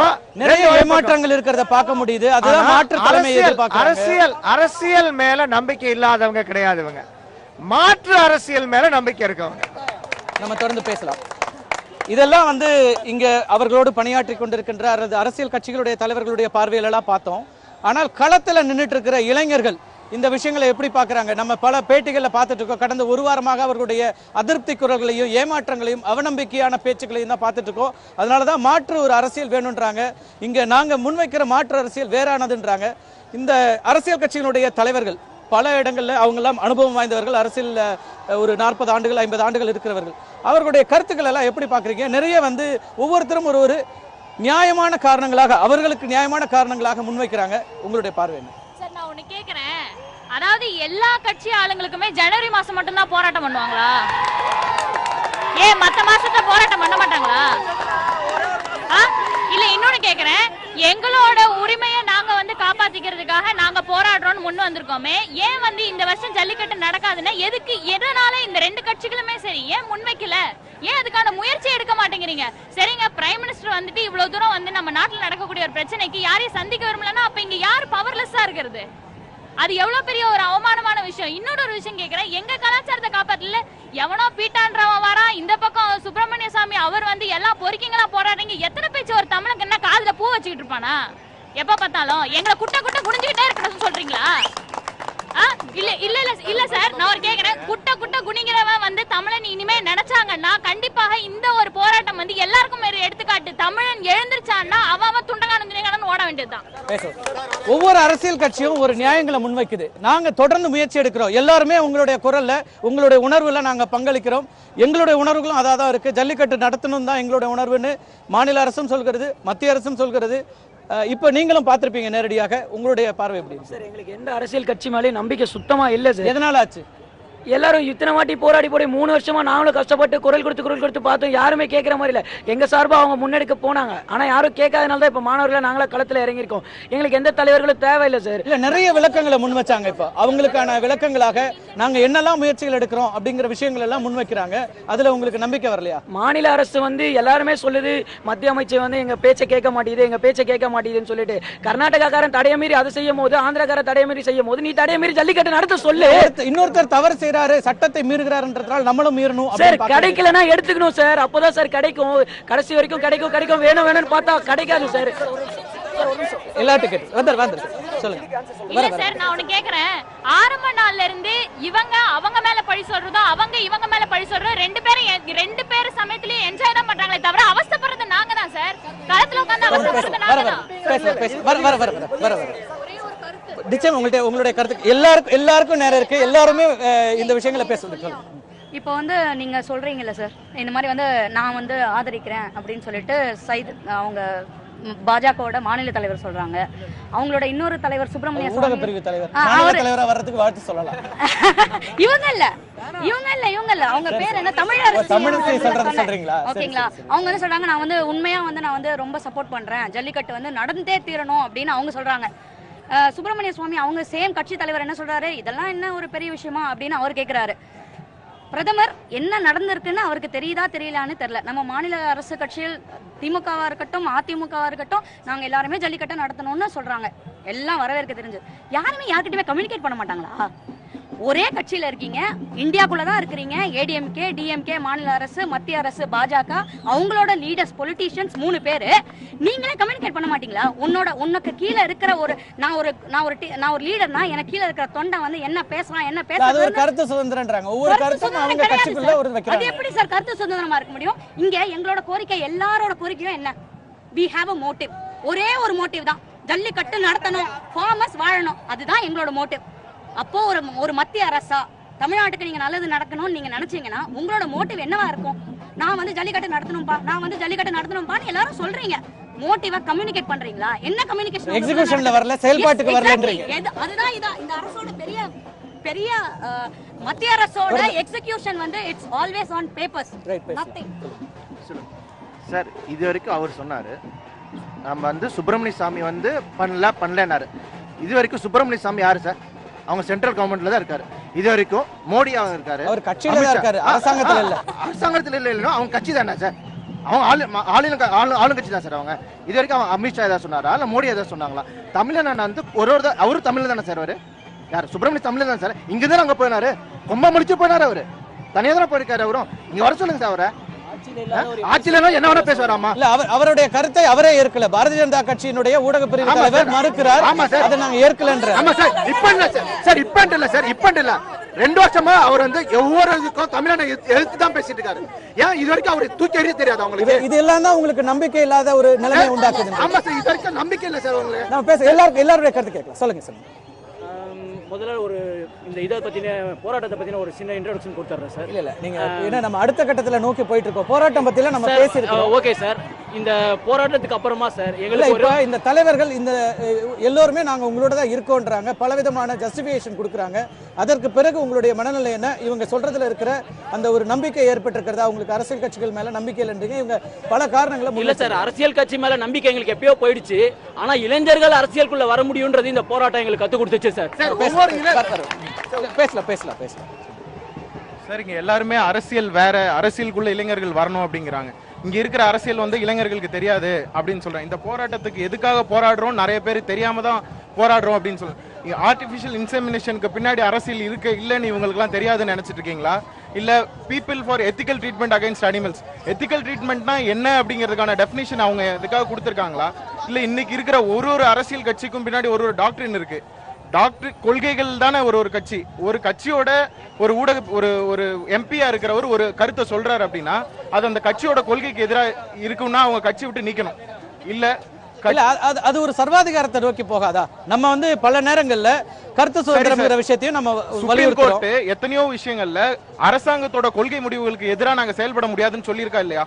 இந்த ஜல்லிக்கட்டு அரசாங்கத்தோட கொள்கையா இல்லையா? அது நேரடியான கேள்வி. நிச்சயமா 2 அரசாங்கங்கள்ட்டையும் நம்ம கேட்கலாம். ஜல்லிக்கட்டு நடத்துற பொறுக்கிங்கன்னு சொல்லிட்டு ஒருத்தர் அங்க இருக்காரு. தடையை மீறி நீ நடத்தினா அதுக்கு சப்போர்ட் பண்றேன்னு சொல்றவங்களும் அங்க இருக்கிறாங்க. இந்த போராட்டம் காலையில சாப்பாட்டுக்கும் மதியம் லஞ்சுக்கு நடுவுல நடக்கிற போராட்டம் கிடையாது. யாரையும் பின்தொடர்ந்து நாங்க போல, யாருமே எங்களுக்கு இங்க லீடர் கிடையாது. இல்ல பேசலாம் யாரும் இங்க எங்களுக்கு தலைவன் கிடையாது. எல்லாரும் தனிப்பட்ட கருத்து மூலியமா, தனிப்பட்ட உணர்ச்சி மூலியமா தான் வந்திருக்காங்க. இது எங்கேயும் அரசியல் சார்பு இல்ல. ஆனா இதுக்கு பின்னாடி கண்டிப்பா அரசியல் இருக்கு. நிச்சயமா அதை பத்தி தான் நான் பேச வேண்டியிருக்கிறது. அரசியலற்ற ஒரு அரசியல் என்பதை நோக்கி தான் இந்த போராட்டம். நிறைய எல்லாருக்கும் வாய்ப்புகள் இருக்கு, எல்லோருமே பேச வேண்டியிருக்கிறது. உங்களுடைய குரல்களை கேட்பதற்கும் உங்களுடைய கருத்துக்களை கொண்டு சேர்ப்பதற்கும் தான் நம்ம இந்த நிகழ்ச்சியை வடிவமைச்சிருக்கோம். நிச்சயமா பேசலாம். கொள்கையாக இது இருக்கிறதா, ஜல்லிக்கட்டு என்பது இந்த ஆட்சியினுடைய கொள்கையாக இருக்கிறதா இல்லையா, இந்த கேள்விதான் எழுப்பி இருக்கிறாரு. ஒரு சிறிய இடைவேளைக்கு பிறகு தொடர்ந்து பேசுவோம். தங்களுடைய பங்களிப்பை அளிக்க வேண்டும். ஒரு கலந்துரையாடலாக நேரடியாக களத்திலிருந்து, போராட்ட களத்திலிருந்து நாம் இந்த போராட்டத்தில் ஈடுபட்டு கொண்டிருக்கின்ற இளைஞர்களுடைய பிரதிநிதிகளையும், அதே போல அதிகாரத்தில் இருக்கின்ற, ஆட்சி அமைப்பில் இருக்கின்ற அல்லது ஆட்சிக்கு வரக்கூடியவர்களாக இருக்கின்ற அரசியல் கட்சிகளுடைய பிரதிநிதிகளும், அதே போல இந்த இளைஞர்களோடு பல கட்டங்களில் போராட்டங்களாகவோ அல்லது அவர்களோட நட்போடோ அவர்களுடைய பிரச்சனைகளில் தொடர்ந்து ஈடுபட்டு கொண்டிருக்கின்ற, அவர்களுக்காக பேசிக் கொண்டிருக்கின்ற விருந்தினர்களையும் நாம் இன்று இங்கே வைத்திருக்கின்றோம். அரசியல் கட்சிகள், குறிப்பாக ஆளும் கட்சியாக இருக்கின்ற இங்க மாநிலத்தில் ஆளும் கட்சியாக இருக்கின்ற அதிமுக, அதே போல மத்தியில் ஆட்சியில் இருக்கின்ற பாரதிய ஜனதா கட்சி இரண்டுமே தங்களுக்கான நியாயங்களை இங்கே வைத்திருக்கிறார்கள். நாங்க இந்த உணர்வோடு ஒன்றி போய் இருக்கிறோம். எங்களுக்கும் ஜல்லிக்கட்டு என்பது உணர்வு ரீதியானது தான், அது நடத்தப்பட வேண்டும் என்று நினைக்கின்றோம். ஆனால் சட்ட ரீதியான பிரச்சனைகள் இருக்கின்றன, இன்னும் பிற பிரச்சனைகள் இருக்கின்றன என்றெல்லாம் பல காரணங்களை சொல்றாங்க, பல ஜஸ்டிபிகேஷன் கொடுத்திருக்கிறாங்க. திராவிட முன்னேற்ற கழகமும் அது போன்ற ஒரு காரணங்களை சொல்லுது. நாங்களும் இவர்களோடு இருக்கிறோம் என்கிறார்கள். ஆனால் இங்க இருக்கிற இளைஞர்கள், ஒட்டுமொத்த இளைஞர்களாக நான் பார்க்க முடியுது. இது லட்சக்கணக்கான இளைஞர்கள்ல ஒரு பிரதிநிதிகளாக தான் இங்க உட்கார வச்சிருக்கோம். ஆனால் அத்தனை பேருமே இன்றைக்கு இருக்கிற அரசியல் அமைப்பின் மீதும், அரசியல் கட்சிகளின் மீதும், அரசியல் தலைவர்களின் மீதும் ஒரு அவநம்பிக்கையோடு பேசக்கூடியதை பார்க்கிறோம். அவர்களுடைய விளக்கங்களுக்கு பிறகும் கூட அதில் என்ன விதமான மாற்றம் ஏற்பட்டிருக்கிறது என்பதை குறித்து தான் பேசிக் கொண்டிருக்கின்றோம். மற்ற நண்பர்கள்ட்டையும் பேசலாம். இந்த அரசியல் கட்சிகளுடைய இந்த பதில் நிறைய விஷயங்களை அவங்க காரணங்களாக சொல்றாங்க, விளக்கங்களாக சொல்றாங்க. நீங்க எப்படி பாக்குறீங்க?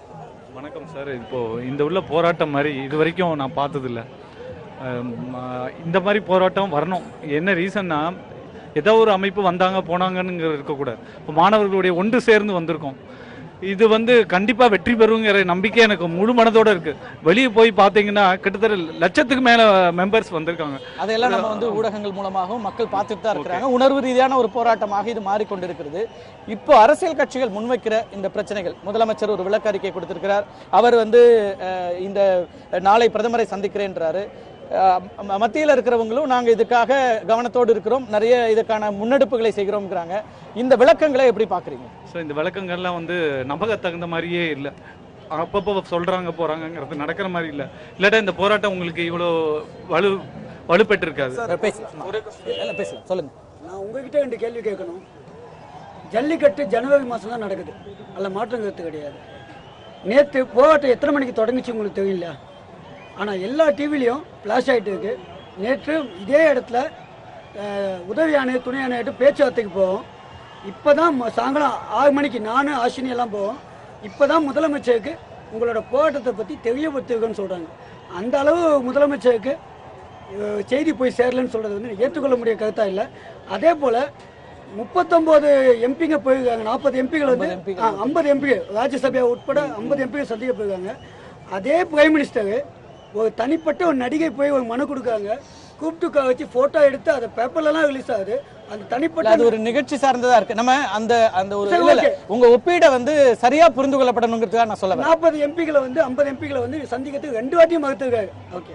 அதே போல ஆர்டிஐ ஆக்ட்ல இப்போ டீட்டெயில் போட்டுருந்தாங்க, ஃபேஸ்புக்கில், வாட்ஸ்அப்பில் எல்லாத்துலேயும் வந்துச்சு. கடைசியாக ஜல்லிக்கட்டை பற்றி பாராளுமன்றத்தில் நம்மளோட தமிழ்நாட்டு எம்பிக்கள் எப்போ பேசுகிறாங்கன்னு கேட்டிங்கன்னா மார்ச் மாதம் தான் கடைசியாக பேசுகிறாங்க. அதுக்கப்புறம் ஏப்ரல்லேருந்து இது வரைக்கும் பார்லிமெண்ட்ல தர்ணா இதெல்லாம் நம்ம பேசிட்டோம். நம்ம அரசியல் ரீதியான விஷயங்களுக்கு வரும். சொல்லுங்க. எல்லாருக்கும் வாய்ப்பு கொடுக்கணும். ஆக்சுவலா இந்த அரசியல்வாதிகள் இதே எலெக்ஷன் டைம்ல இதே எலெக்ஷன் 4 வருஷத்துக்கு அப்புறம் வரும், இதே மாதிரி நடந்திருந்ததுன்னா இதே வேகத்தில் செயல்பட்டு இருப்பாங்களா? ஏன்னா எலெக்ஷன் வந்தப்போதான் இவங்களோட சுறுசுறுப்பும் இவங்களோட இதுவும் அதிகமா இருக்கு. இன்னும் 4 வருஷம் இருக்கு, அதுக்குள்ள இவங்களை மாத்திடலாம். அதுதான் இங்க இருக்கிற அரசியல். அங்க இருக்கிற அரசியல் என்ன, இங்க நமக்கு ஓட்டு வராது, கர்நாடகாவில் ஓட்டு வரும், அவன் என்ன பண்ணாலும் அடங்கி இருக்கலாம். இதுதான் இவங்களோட மென்டாலிட்டி. சோ அரசியல்வாதிகளை பொறுத்த வரைக்கும் இவங்க கிட்ட லாபம் இருந்தா நம்ம அவங்களுக்கு போலாம், இல்லனா தேவையில்லை. இந்த வாக்கு அரசியல் அப்படிங்கிறது அவநம்பிக்கை ஏற்படுத்தக்கூடியதா இருக்கு. அதுதான் இப்போ இது வரைக்கும் நடந்திருக்குது. அதுதான் மாணவர்களோட எழுச்சி காரணமே அதுதான். பேசலாம் சொல்லுங்க சார். இப்போ எல்லாருமே சொல்றாங்க எம்பி பார்க்க முடியலன்றாங்க. ஏன் அன்னைக்கு ஒரு நாள் தான் பார்க்கணுமா? அடுத்த நாள் பார்க்க வந்திருக்காங்கன்னு தெரிஞ்சிருக்கும்ல மோடிக்கு. அதுக்கு அடுத்து அவங்கள கூப்பிட்டு பேசலாமே. ஏன் பன்னீர்செல்வத்துக்கு அவரு விஷ் பண்றது தெரியும் போது ஏன் அவர் வந்து திருப்பி அவர் நம்மளை கூப்பிட்டு பேச மாட்டேங்கிறாரு? அப்போ அவங்களுக்கு இந்த விஷயம் தெரிஞ்சிருக்கு, அவங்க இதை பத்தி தான் பேச வராங்கன்னு தெரிஞ்சுதானே அவாய்ட் பண்றாங்கன்னு அர்த்தம். இப்போ நாளைக்கு மோடி இவர் பன்னீர்செல்வம் சார் போனாலும் அதே தானே. இல்ல அப்பாயின்மெண்ட் வாங்கிட்டு அதுக்கான நேரம் குறிக்கப்பட்டிருக்கிறது, 10 மணிக்கு பாக்குறேன்னு சொல்லியிருக்காரு. நம்ம பேசலாம். சொல்லுங்க சார். திண்டுக்கல் மாவட்டம் பக்கத்தில் இருக்க கொசவப்பட்டிங்கிற கிராமத்துலேருந்து நான் வந்திருக்கேன் சார். என்னுடைய தொழில் சிவில் இன்ஜினியரிங். ஆனால் எங்கள் ஊரில் நூற்றுக்கணக்கான ஆண்டுகள் ஜல்லிக்கட்டு நடந்துட்டு இருந்திருக்கு. நான் நேரடியாக பார்த்துட்டு இருந்திருக்கேன். அப்படி ஒரு சூழ்நிலையில் இப்போ ஒரு 4 வருடங்கள் ஜல்லிக்கட்டு நடக்காது எங்களுக்கு ரொம்ப மன வருத்தத்தை ஏற்படுத்துறது. ஆனால் கடந்த ஆண்டு பார்த்தீங்கன்னாக்க உண்மையிலே எங்களுக்கு ரொம்ப வருத்தமாக போச்சு. இந்த ஜல்லிக்கட்டை இனிமேல் அப்படியே ஒழிச்சிருப்பாங்க போல அப்படிங்கிற ஒரு எண்ணம். ஆனால் இன்று நடக்கிறத இந்த இளைஞர்களுடைய எழுச்சியை பார்க்கும் பொழுது நிச்சயமாக தமிழண்டா நிச்சயமாக வின் பண்ணுவோம்டா அப்படிங்கிற ஒரு நம்பிக்கை எனக்கு இருக்குது சார். ஆனால் இந்த அரசியல்வாதிகள் எப்போதுமே ஒரு பழமொழி சொல்லுவாங்க, அடிச்சா பாம்பு சாகக்கூடாது, குச்சியும் உடையக்கூடாதுங்கிற. அது மாதிரி இவங்க அரசியலத்தை அவங்க இங்க புகுத்தி இந்த ஜல்லிக்கட்டுக்காக நடத்திட்டு இருந்தாங்களே தவிர அவங்க உண்மையிலே ஜல்லிக்கட்டுக்காக யாருமே எந்த அரசியல்வாதியும் செயல்படலை சார். இல்ல அப்படி ஒட்டுமொத்தமா ஒரு சிஸ்டத்தை எதுவுமே செயல்படல அப்படின்னு நம்ம சொல்லிட முடியுமாங்கிற கேள்வி இருக்கு. இதை நம்ம உணர்ச்சி பூர்வமாக ஒரு உணர்வு ரீதியான போராட்டமா இருக்குது. உங்க எல்லாருடைய உணர்வுகளையும் நான் புரிஞ்சுக்கிறேன். ஆனாலும் கூட ஒரு அடுத்த கட்ட விவாத தளத்துக்கு கொண்டு போறதுக்காக தான் இந்த கேள்விகள் முன்னெழுப்பப்படுகிறது. ஒரு இதுவரைக்கும் இருந்த தமிழ்நாட்டினுடைய முன்னேற்றங்கள்ல ஒவ்வொரு கட்சியும், ஆட்சியில் இருந்த கட்சிகள் ஒவ்வொருத்தரும் எங்களுக்கான பங்கு இருக்கிறது, அதை நாங்க செஞ்சுட்டு இருக்கிறோம்ன்றாங்க. ஆனாலும் கூட அதற்கு பிறகு எங்க அவநம்பிக்கை வருது உங்களுக்கு? அதாவது இவங்க செய்யறேன்னு சொன்னாங்க. இப்போ நாராயண சார் நான் ஒரே ஒரு கேள்வி கேட்கிறேன். ஜெயராம் ரமேஷ் 3 வருடங்களுக்கு முன்பதாக அவர் கொண்டு வந்தாரு. ஆனா 3 வருஷமா 3 நாளைக்கு முன்னாடி பேசினாரு அப்படிங்கிறாரு. 3 வருஷம் கொண்டு வந்தாரு, அதுக்கப்புறம் பேசணும். அந்த திட்டத்தை கொண்டு வந்தாரு. 3 வருஷமா எங்களால ஒண்ணுமே பண்ண முடியலன்றது நான் சொல்றதே ஒரு முதல் எங்களுக்கு அவங்க மேல இருக்கிற அவநம்பிக்கை. ஏன்னா செய்யறவன் தான் சொல்லுவான், நான் இதை செய்யறேன்னா சொன்ன வார்த்தையே நான் செஞ்சிடணும். 3 வருஷமாவே அதுக்கான இப்ப பிரகாஷ் ஜவடேகர் இருந்தபோது ஒரு முயற்சி எடுத்தார். அதுவும் நீதிமன்றத்துல திரும்ப ஒரு சிக்கலுக்கு உள்ளானது. நாங்க தொடர் முயற்சிகளை எடுத்துட்டு தான் இருக்கோம். இல்லைங்க ஐயா, தொடர் முயற்சி என்பது இப்போ பணம் செல்லாதுன்னு சொன்னதுக்கு ஒரு மாசத்துக்குள்ளேயே 60 மாற்றங்களை கொண்டு வந்தார்கள். அவர் சொன்னாரு நல வாரியம் ராஜினாமா பண்ணிடுச்சுன்னு. இல்ல, அவங்க பீரியட் முடிஞ்சிச்சு. முதல் தவறு ராஜினாமா பண்ணல, பீரியட் முடிஞ்சது. அவங்களோட காலம் 3 வருஷத்தை காலத்தை அவங்க முடிச்சிட்டு தான் போயிட்டாங்க. இன்னைக்கு ராஜினாமா பண்ண வச்சாங்களே, ஏன் இதை 2015 பண்ணல, ஏன் 2016 பண்ண வைக்கல? ஜல்லிக்கட்டை கொண்டு வரணுன்ற நோக்கம் இவங்களுக்கு இருக்கு. இந்த வருஷம் நான் பண்ண வச்சிருக்கேன்றீங்க, இதை ஏன் 2015 பண்ணல, 2016 பண்ணல? நீங்க வரும்போது சொல்றீங்க முதல்ல சென்னையில அவங்க பிஜேபி அரசாங்கம் வரும்போது பட்டினம்பாக்கத்துல மீனவர்களை கூப்பிட்டு மீனவர்களை வைத்து இனி ஒரு மரணமோ, இனி ஒரு படகு சேதமோ, இனி ஒரு எந்த விதமான சம்பவமும் நடக்காது, இதுவரையிலும் அவங்க ஆட்சியில் நடந்தது எங்க ஆட்சியில் நடக்காதுன்னு சொன்னாங்க. நேற்றைய தினத்தை கூட நம்மளுடைய மீனவ படகு உடைக்கப்பட்டிருக்கிறது. சொல்கிறது ஒன்று, செய்கிறது ஒன்று. இவங்களுக்கு நான் தமிழ்நாட்டு அரசுக்கு அவங்க என்ன சொல்றாங்கன்னா, இந்த எங்களுடைய ஆட்சி வந்த பிறகு மீனவர்கள் கொலை அப்படிங்கிறது நடக்கவே இல்லை, சுட்டுக் கொல்லப்படுற சம்பவங்களை நாங்க தடுத்து இருக்கிறோம், அழுத்தங்களை நாங்க பதிவு பண்றோம். கொலை நடக்கவில்லை. ஒரு படகுடைய லட்சங்கள் எவ்வளவு லட்சம் தெரியுங்களா? ஒரு படகுனா சும்மா 1000 கணக்கில் லட்சம் கணக்கில் ஒரு படகு ஒரு மீனவர் வாங்குறாரு. அவருடைய வாழ்வாதாரமே அந்த படகை நம்பி 20 குடும்பங்கள் இருக்கிறது. ஒரு படகுக்கு 20 குடும்பம் இருக்கு. அந்த 20 பேரோட ஃபேமிலியை சேர்த்தோம்னா அவங்க எங்கேயோ போயிடுறாங்க. அவங்களுக்கு வாழ்வாதாரம் போகுது. ஒண்ணு. இரண்டாவது, தமிழ்நாடு அரசுக்கு கேட்கிறது, தமிழ்நாடு அரசுக்கு நான் கேட்கிறது ஒரே ஒரு கேள்விதான். என்னன்னா, இது வரைக்கும் இந்த ஜல்லிக்கட்டுக்காக இவங்க 6 வருஷமா ஆட்சி செய்யறாங்க. இந்த ஜல்லிக்கட்டுக்காக உடனே மனு போட முடியல. ஆனா இங்க ஹைகோர்ட்ல கொடுக்கிற ஒவ்வொரு இதுக்கும் உடனே இவங்க சுப்ரீம் கோர்ட் போறாங்க. இங்க ஒரு இந்த ஜட்ஜ்மெண்ட் கொடுத்த உடனே இதை தடை பண்ண முடியாது, இவங்க சுப்ரீம் கோர்ட் உடனே பாஸ் பண்றாங்க. ஆனா இந்த ஜல்லிக்கட்டு பிரச்சனையில இந்த அளவுக்கு தீவிரமா இவங்க இறங்கினாங்களா? உங்களோட கேள்வி சார். இங்க பாத்தீங்கன்னா இப்போ ஸ்டேட்லயும் சரி சென்ட்ரலையும் சரி 2 ரூலிங் பார்ட்டியோட பிரதிநிதிகளும் இங்க இருக்காங்க. இவங்க 2 பேருமே டைரக்ட் क्वेश्चन கேட்கிறேன். நான் ஃபர்ஸ்ட் நான் ஸ்டேட் கவர்மெண்ட்ல கேட்கிறேன். சார் இப்போ நாளைக்கு நீங்க பிரைம் மினிஸ்டர் பார்க்க போறீங்க, பிரதமரை பார்க்க போறீங்க. சப்போஸ் அவர் ஜல்லிக்கட்டு நடத்த நாங்க அனுமதி தரமாட்டோம் அப்படின்னு சொல்லிட்டா என்ன பண்ணுவீங்க? அடுத்த ஸ்டெப் என்ன பண்ணுவீங்க? அதை கேட்டலாம். அடுத்த ரெண்டாவது கேள்வி, இன்கேஸ் அவங்க பண்ண முடியாது, நடத்தக்கூடாது அப்படின்னு சொல்லிட்டாங்க அப்படின்னா நீங்க ஸ்டேட் கவர்மெண்ட் என்ன பண்ணுவீங்க? நீங்க எடுத்து தலைமை எடுத்து நடத்துவீங்களா? மத்திய அரசாங்கத்துக்கான என்ன கேள்வி? மத்திய அரசு வந்து ஏன் அது வந்து பீட்டா யாரு? அவங்க யாரு பேன் பண்றதுக்கு? அது வந்து ஒரு வெளிநாட்டு அமைப்பு. அவங்க யாரு தமிழ்நாட்டுல பேன் பண்றதுக்கு? ஏன் இதே வந்துட்டு ஆந்திரால ஏன் நடத்துறீங்க? ஏன் இங்க நடத்த மாட்டேங்கிறீங்க? அப்ப தமிழ்னா வந்து சும்மாவா? இப்போ வந்து பாத்தீங்கன்னா இப்போ பாத்தீங்கன்னா சுப்பிரமணிய சாமி வந்து இப்போ வந்து சென்ட்ரல் அவர்ல சொல்றாரு இல்லைங்களா? எல்லாருக்கும் கேட்கும். இப்போ வந்து சொல்றாருங்க, அவர் வந்து சுப்பிரமணிய சாமி வந்து தமிழ்னா பொறிக்கிங்க சொல்றாங்க. எப்படி அவங்க பொறிக்கின்னு சொல்லலாம்? பொறிக்கிங்க பண்ற எப்படி பொறிக்கிங்க என்ன பண்ணுவாங்க? பண்ணி காட்டட்டுமா?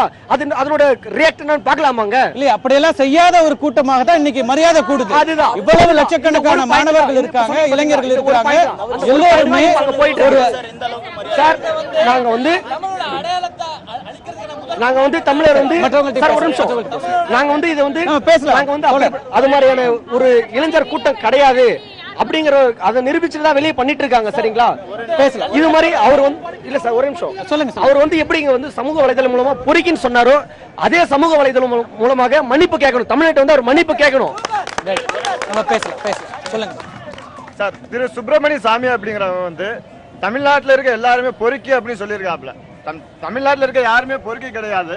பட் அவர் தான் ஒரு பொறுக்கி அப்படிங்கறத மேரேஜ் ஃபங்க்ஷன்ல நிரூபிச்சிருக்காரு. நான் என்ன சொல்றேன்னா, அவருடைய கருத்து கண்டனத்துக்குரியது. எல்லாரும் இல்ல இந்த ஒட்டுமொத்த இளைஞர்களுடைய எழுச்சியை, இளைஞர்களுடைய கட்டுக்கோப்பை, இந்த கட்டுப்பாடாக இருக்கின்றத நம்ம ஒரு வார்த்தையில நீங்க சொல்ற ஒரு கருத்துனால குலைச்சிட வேண்டாம்.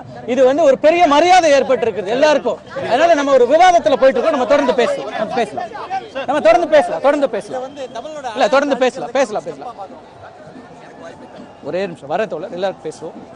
நேரடியான கேள்வி. நாளைக்கு வந்து பிரதமரை சந்திக்கிறார் முதலமைச்சர். வரவேற்க வேண்டிய விஷயம். உடனடியாக இத்தனை இளைஞர்களுடைய கோரிக்கைகளுக்கு தொடர்ந்து அவர்கள் வீதிக்கு வந்த பிறகு இன்னைக்கு போறோம். ஒருவேளை பிரதமர் ஏற்கவில்லை என்றால் என்ன செய்ய போறீங்க அப்படிங்கிறது? அதாவது பாரத பிரதமரை நாளைக்கு சந்திக்கின்ற பொழுது கேட்கின்ற 3 கேள்விகள் தான் தமிழக அரசு சார்பாக, உங்கள் அத்துணை பேருடைய சார்பாகவும் தமிழ் மக்களுடைய சார்பாக. ஒன்று, பீட்டாவுக்கு தடை செய்ய வேண்டும். அதற்கு காரணம் நிதியமைச்சர் மூலமாக சிறுபான்மையருடைய ஒரு 20,000 அமைப்புகளுக்கு வெளிநாட்டிலிருந்து வந்த பணத்தை தவறாக செலவு செய்தார்கள் என்று சொல்லி அவர்களுடைய நிறுவனத்துக்கே தடை செய்து விட்டார்கள். அந்த அடிப்படையில் இந்த பீட்டாவுக்கு கோடிக்கணக்கான பணம் வந்திருக்கிறது. அதை மத்திய நிதியமைச்சருடைய அலுவலகம் விசாரித்து உடனடியாக தடை செய்ய வேண்டும் என்று முதல் கோரிக்கை. இரண்டாவது கோரிக்கையாக சட்ட திருத்தம் செய்வதற்கு யாரையும் கேட்க வேண்டிய அவசியம் இல்லை. பிரதமருக்கு உரிமை இருக்கிறது. அவர் சட்ட திருத்தம் கொண்டு வந்து ஜனாதிபதி அவர்களிடத்தில் கொடுத்து உடனடியாக ஒரே நாளில் செய்யாவிட்டாலும் 2-3 நாட்களுக்குள் செய்வதாக உறுதி கொடுக்க வேண்டும். இது ஒன்று. மூன்றாவது விஷயமாக பாராளுமன்றத்தில் இந்த சட்ட திருத்தத்தை நிறைவேற்றிவிட்டால் உச்சநீதிமன்றத்துக்கு கொடுக்கின்ற பொழுது நிரந்தரமாக இந்த ஜல்லிக்கட்டுக்கு ஆண்டாண்டுகளுக்கு இனிமேல் தடையே வராது என்கின்ற நிலையை ஏற்படுத்த வேண்டும். இந்த 3 தான் கோரிக்கைகள். இந்த 3 கோரிக்கைகள் நிறைவேறும். நிறைவேறாவிட்டால் பிரதமர் இதற்கு நிச்சயம் செய்வார் என்று நம்பிக்கை இருக்கிறது. நம்புவோம். அவர் செய்யாவிட்டால் நிச்சயம் உங்களோடு சேர்ந்து இந்த அரசும் செயல்படும். பேசலாம். கோரிக்கைகளை முன்வைக்கிறோம். இந்த கோரிக்கைகளை பிரதமர் ஏற்றுக்கொள்வார், இந்த உணர்வுகளை ஏற்றுக்கொள்வார் என்ற நம்பிக்கையை வெளிப்படுத்துறீங்க. ஒருவேளை ஏற்றுக்கொள்ளாத பட்சத்தில் இந்த இளைஞர்கள் போராட்டத்தில் உங்கள் கட்சியும் இணையுமா? இவர்களோடு இளைஞர்களுடைய போராட்டத்தோடு மட்டுமல்ல, ஒட்டுமொத்தமாக இந்தியாவிலே வாழுகின்ற தமிழர்களும் வெளிநாட்டிலே வாழுகிற தமிழர்களும் தமிழகத்திலே வெளிநாட்டிலே உலகம் முழுவதும் வாழுகிற அத்துணை தமிழர்களுடைய உணர்வுகளை மதித்து அவர்களுக்காக நிச்சயம் நாங்கள் செயல்படுவோம். இவர்களோடு நின்று போராடுவோம். திரு உமாபதி, முக்கியமான ஒரு பிரதான எதிர்க்கட்சி தமிழகத்தில், நாடாளுமன்றத்தில் உங்களுக்கு உறுப்பினர்கள் இருக்கிறாங்க. இந்த பிரச்சனைகளுக்காக இங்க நம்ம தமிழக அரசை குற்றம் சொல்கிறோம். அவங்க ஏன் செய்யல, இதை நீங்க செய்யுங்க அப்படின்றோம். பாரத பிரதமர் ஏன் செய்யல, மத்திய அரசாங்கம் ஏன் செய்யல, இரட்டை வேடம் போடுகிறது மத்திய அரசாங்கம்னு குற்றம் சாட்டுகிறோம். நீங்க வைத்திருக்கிற சட்டமன்ற உறுப்பினர்கள், நாடாளுமன்ற உறுப்பினர்கள் பிரதமரை சந்திப்பதற்கான முயற்சிகள் எடுக்கப்பட்டதா, அல்லது பிரதமருக்கு அழுத்தம் கொடுப்பதற்காக நேரடியாக ஒரு எதிர்க்கட்சி தலைவராக, நீங்க எதிர்க்கட்சியாக இருக்கீங்க, சட்டமன்ற எதிர்க்கட்சி தலைவராகவும் எதிர்க்கட்சியில பொறுப்பாகவும் இருக்கிறாங்க, அதற்கு தமிழக அரசு ஒரு கர்நாடகால பிரச்சனைங்கும் போது அத்தனை கட்சிகளும் சேர்ந்து போய் ஒரு அழுத்தம் கொடுக்கறாங்க. தமிழ்நாட்டில் அப்படியான ஒரு நிலை எதிர்பார்க்க முடியுமா? அப்படியான ஒரு நிலையை எடுக்க வேண்டும் என்று பலமுறையும் திராவிட முன்னேற்ற கழகம் வலியுறுத்தி இருக்கின்றது. தொடர்ந்து இந்த காவிரி பிரச்சனையாக இருந்தாலும், இந்த மாதிரியான ஜல்லிக்கட்டு பிரச்சனையாக இருந்தாலும் அனைத்து கட்சி கூட்டங்களை கூட்ட வேண்டும் என்று பிரதான எதிர்க்கட்சியாக இருக்கக்கூடிய திராவிட முன்னேற்ற கழகம் தொடர்ந்து குரல் கொடுத்து வருகின்றது. ஆனால் அந்த குரல் ஏற்கப்படவில்லை என்பது ஒரு விஷயம். இருந்தாலும் நாடாளுமன்ற உறுப்பினர்கள் உங்களுக்கு இருக்காங்க, நாடாளுமன்ற உறுப்பினர்களோ அல்லது உங்க கட்சியினுடைய தலைவர்களோ பிரதமரை சந்திப்பதற்கு, அவரை வலியுறுத்துவதற்கு ஏதாவது முயற்சி எடுக்கப்பட்டதா? இல்ல ஒருத்தர பேசிட்டு அவங்களுடைய விளக்கங்களுக்கு பிறகு உங்கள்கிட்ட வர. ஒட்டுமொத்தமாக திராவிட முன்னேற்ற கழகம் இந்த பிரச்சனையில் ஜல்லிக்கட்டு தேவை என்கின்ற குரலை தொடர்ந்து எதிரொலித்துக் கொண்டிருக்கின்றது. தனிப்பட்டு இருக்கக்கூடிய 3-4 எம்பிக்களை மட்டும் வைத்துக் கொண்டு அங்கு எதுவும் செய்ய முடியாது.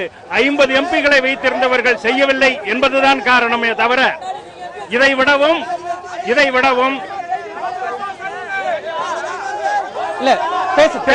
தேவை என்றால் கண்டிப்பாக ராஜினாமா செய்வோம். தேவை என்றால் கண்டிப்பாக ராஜினாமா செய்யும். இதில் மறுப்பே கிடையாது. மக்களால் தேர்ந்தெடுக்கப்பட்ட லோக்சபா எம்பிக்கள் எங்களிடம் இல்லை. லோக்சபா எம்பிக்கள் எங்களிடம் இருப்பவர்கள் ராஜ்யசபா எம்பிக்கள் தான். ராஜ்யசபா எம்பிக்களும் தேவை என்று சொன்னால் மக்கள் உறுதி செய்வார்களே, ஆனால் நிச்சயமாக அவர்கள் ராஜினாமா செய்வதற்கு தயாராக இருக்கிறார்கள் என்பதை சொல்லிக்கொள்ள கடமைப்பட்டிருக்கின்றேன். ரொம்ப சுருக்கமா, நேரம் ரொம்ப குறைவா இருக்கு, பேசுங்க. இன்றைக்கு முதல்வர் பிரதமரை பார்க்க போயிருக்காரு. முதல்வர் பிரதமர்கிட்ட கேட்க வேண்டிய 4 கேள்வி. நான் அதை மட்டும் சொல்றேன் போதும்.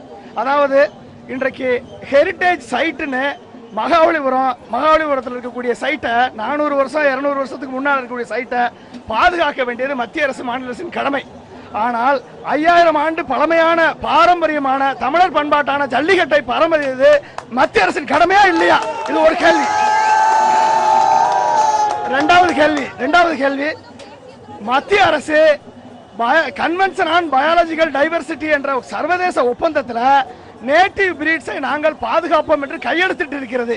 இன்றைக்கு இந்த நேட்டிவ் பிரீட்ஸை அழியாமல் பாதுகாத்துக் கொண்டிருக்கிறது தமிழக சிறு குறு விவசாயிகள் தான். அதை பாதுகாப்பீர்களா இல்லையா? உங்கள் சட்டம் அதற்கு இயற்றுவீர்களா இல்லையா? இந்த 2வது கேள்வி. 3வது கேள்வி, அதாவது இந்த சட்டத்தை, இந்த அவசர சட்டத்தை கொண்டு வருவதற்கு எந்த தடையும் கிடையாது. அதை உடனடியாக நாளைக்கே செய்ய வேண்டும் என்ற கோரிக்கையை வைக்கணும். அடுத்து நீதிமன்ற அவமதிப்பு வராதா? அதுதான் மத்திய அரசாங்கமும் மாநில அரசும் சொல்றாங்க. சார், அதாவது எந்த சட்டமுமே நடைமுறைக்கு ஒத்து வராத சட்டமாக இருந்தால் அந்த சட்டத்தை ரிப்பீல் பண்ணலாம் என்ற வழிமுறை இருக்கிறது. அந்த வழிமுறையை கடைபிடித்து, அதாவது இது மனம் இருந்தால் மார்க்கம் உண்டுன்றீங்க. நிச்சயமா அதுக்கான வாய்ப்பு இருக்கு, சட்ட ரீதியான வாய்ப்புகளை கொண்டு வர, அதாவது செய்ய முடியும். அதாவது முடிய போகுது. 4வது பாயிண்ட், அதாவது மாற்றம் என்பது மேல இருந்து கீழே வந்தா அது மக்களாட்சி, அரசாட்சி. கீழே இருந்து மேல போனா அது அரசியல் புரட்சி. அப்ப அந்த புரட்சி, அந்த நம்பிக்கை என்றைக்கு இழக்கிறதோ அன்றைக்கு அந்த அரசியல் புரட்சி ஏற்படும். இதை மனதில் கொண்டு முதல்வர் அவர்கள் பிரதமர்கிட்ட பேசி, இன்னைக்கு அதாவது இந்த ஜல்லிக்கட்டு நடத்துவதற்கு அவசர சட்டம் வராத வரைக்கும் தமிழகம் முழுக்க இந்த போராட்டம் ஓயாது. அப்ப அந்த நிலைமையை அவர்கள் கொண்டாடணும். அப்படிப்பட்ட சூழல் வர்ற வரைக்கும், ஏன்னா மாணவன் நினைத்தால் நடத்தி காட்டுவான் என்பதை இன்றைக்கு நிரூபித்து காண்பித்திருக்கிறார்கள். அதாவது இன்னைக்கு இந்த இளைஞர் கூட்டம், தமிழகத்தில் இருக்கக்கூடிய இளைஞர் கூட்டத்தை நான் 3 நாளா கூட இருந்து பார்த்துக்கிட்டு இருக்கேன். கூட இருந்து நேற்று எல்லார்ட்டையும் பேசியிருக்கேன். அதாவது எட்டாத தூரத்தையும் தொட்டு பார்க்கும் வல்லமை உண்டு என்றால் அது தமிழகத்தினுடைய இளைஞருக்கு, மாணவர்களுக்கு உண்டு என்று நிரூபித்திருக்கிறார்கள். அதாவது இந்த விவாதத்துல பேசுன அரசியல் கட்சி தலைவர்கள் எல்லாருக்கும் ஒரு வேண்டுகோள் விடுக்கிறேன். நீங்க எல்லோரும் பேசும்போது எதிர்ப்பு குரல் வந்துகிட்டே இருக்கு. நீங்க அதை கவனிக்கிறீங்களா இல்லையானே தெரியல. நீங்க எல்லோரும் முதல்ல அதை புரிஞ்சுக்குங்க. இங்க நான் பழனியப்பனுக்கு தனிப்பட்ட காழ்ப்புணர்ச்சி இருக்குன்னு ஐயா சொல்லலாம், நாராயண் சார் சொல்லலாம், எல்லாரும் சொல்லலாம். ஆனா இங்க இருக்கவங்களுக்கு காழ்ப்புணர்ச்சி இல்ல. எல்லாரும் பேசும்போது எதிர்த்து பேசுறாங்க. தயவு செய்து நடிகர்களை போல அரசியல்வாதிகள் புரிந்து கொள்ளுங்கள். இவர்கள் எல்லோரும் உங்களுக்கு எதிராக இருக்கிறார்கள். ஏன்னா எல்லாரும் அரசு இந்த ஜல்லிக்கட்டுல தமிழ்நாட்டு கலாச்சாரத்தை பத்தி கருத்து சொன்ன எல்லா நடிகர்களும் மாறி மாறி இன்னைக்கு எனக்கு பீட்டாவுக்கு ஸ்பெல்லிங்கே தெரியாதுங்கிறான் ஒரு நடிகன். ஐயோ தெரியாதுங்கிறான். சொல்ல வச்ச அவன் அப்ப ஒரு பொண்ணு வந்து என்ன ட்விட்டரை விட்டு கிளம்பிட்டா, அவ இல்லவே இல்லை. அப்ப நேரடியா வந்து ஒரு ஆளை பார்த்தாதான், கன்சியூமரை பார்த்தாதான் உங்களுக்கு என்ன பிரச்சனை தெரியும். நடிகர்கள் இப்பொழுதுதான் முதல்ல ரசிகர்கள் நேரடியா பாக்குறான். இதுவரை தனி அரங்கத்தில் இருந்துச்சு. அதை நடிகர்கள் புரிந்து கொள்கிறார்கள், மாறி மாறி ஆதரிக்கிறாங்க. ஆனா இது அரசியல் தலைவர்களும் அவசியம் புரிஞ்சுக்கணும். நீங்க கண்ணை கட்டிக்கிட்டு இருட்டா இருக்கு நம்பாதீங்க. நீங்க திருப்பி காரணம் சொல்லாதீங்க. யாரை வேணாலும் காரணம் சொல்லுங்க. எனக்கு பொன் ராதாகிருஷ்ணன் ஒரு ரொம்ப பிடிச்சிருந்துச்சு. என்னன்னா அவர் ஒருத்தர் தான் பகிரங்கமா நான் சொன்னேன்ப்பா, முடியலப்பா, மன்னிச்சிருக்கப்பா என்ன அப்படின்னு. தயவு செஞ்சு எல்லா அரசியல் கட்சி தலைவரும் ஒரு தடவை விழுந்து கும்பிட்டு மன்னிப்பு கேட்டுருங்க இளைஞர்கள்ட்ட. அப்ப நாங்கெல்லாம் சொன்னோம், தெரியல, விட்டு போச்சு, இப்ப நீ சொல்லுன்னு கேளுங்க. அதுதான் வழி. இதுக்கெல்லாம் என்னன்னா தொடக்கம் பைபிள். ஒரு நிமிஷம் சொல்லிடுறேன். பைபிள் ஒரு வாசகம் உண்டு.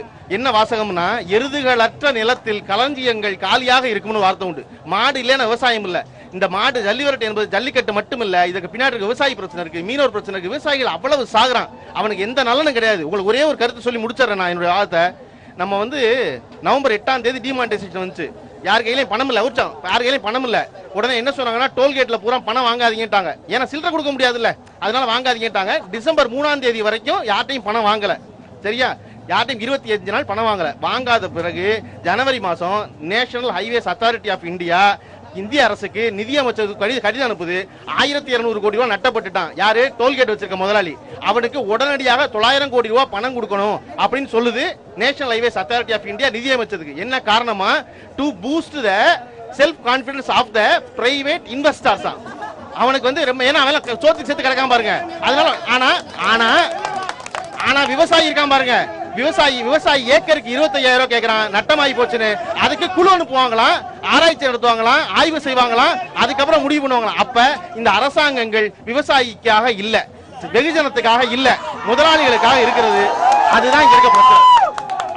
அதுக்கு உடனடியா நீங்க ரியாக்ட் பண்ணுவீங்க. இப்ப என்ன டோல்கேட் வச்சிருக்க முதலாளிகள் சோதுக்கு செத்தா இருக்கான். அதனால அதை நம்ம கவனத்தை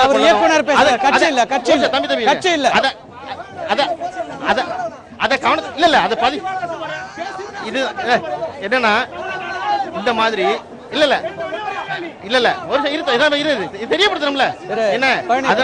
அதனால இத வந்து அரசியல் கட்சி தலைவர்கள் தயவு செஞ்சு புரிஞ்சுக்குங்க. அரசியல் கட்சிகள் புரிஞ்சுக்குங்க. இப்படி ஒரு நிகழ்வுக்கு இந்த இளைஞர்கள் புரிஞ்சுக்குங்க. நன்றி பாண்டி. இன்னும் நிறைய கேள்விகள் கேட்க வேண்டி இருக்கிறது.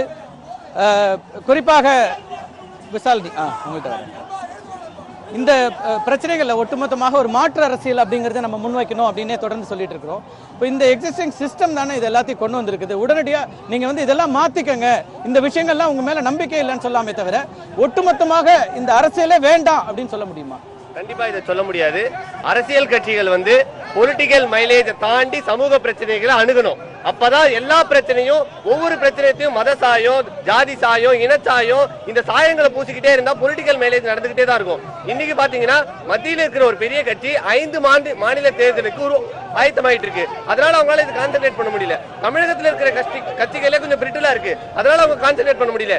இதே அடுத்த வருஷம் ஜனவரி மாசம் நீங்க வந்து எலெக்ஷன் வச்சிருந்தீங்கன்னா கண்டிப்பா இந்த எலெக்ஷனுக்காக நீங்க ஜல்லிக்கட்டு நடத்தே ஆகணும்ல, அப்ப நீங்க வந்து முடிச்சே ஆகணும்ல. பேசலாம். மிக முக்கியமான தருணத்தில் நடந்த இந்த ஒரு கலந்துரையாடல் சொல்லணும். எழுச்சி மிகுந்த ஒரு போராட்டம் என்பது தொடர்ந்து நடந்து கொண்டே இருக்கிறது. தமிழகம் எங்கும் லட்சக்கணக்கான இளைஞர்கள் இன்னைக்கு களத்தில் இறங்கி இருக்கிறாங்க. அவர்களுடைய ஒற்றை குறிக்கோளாக ஜல்லிக்கட்டு நடந்தே தீர வேண்டும் என்பதாக இருக்கிறது. ஆனால் இது ஜல்லிக்கட்டுக்கான மட்டுமான போராட்டம் மட்டுமல்ல, பல்வேறு நிலைகள் அவங்களுக்கு ஒரு அவநம்பிக்கை ஏற்படுத்திருக்கிறது.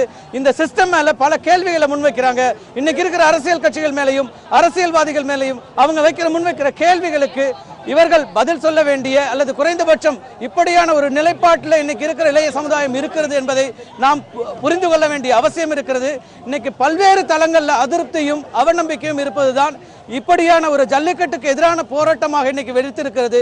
இது இந்த இன்றைய நிலை என்பது இந்த ஜல்லிக்கட்டுக்கான போராட்டம் என்பது தொடக்கம்தான். அடுத்தடுத்து விவசாயிகளுடைய பிரச்சனை, விவசாய தொழிலாளர்களுடைய பிரச்சனை உள்ளிட்ட பொது பிரச்சனைகளுக்கும் நாங்கள் குரல் கொடுப்போம் என்கிற கருத்தை முன்வைக்கிறார்கள். அடுத்த தலைமுறை நிச்சயம் மிகப்பெரிய நம்பிக்கை கூடிய ஒரு தலைமுறையாக உருவாகி வருகிறது.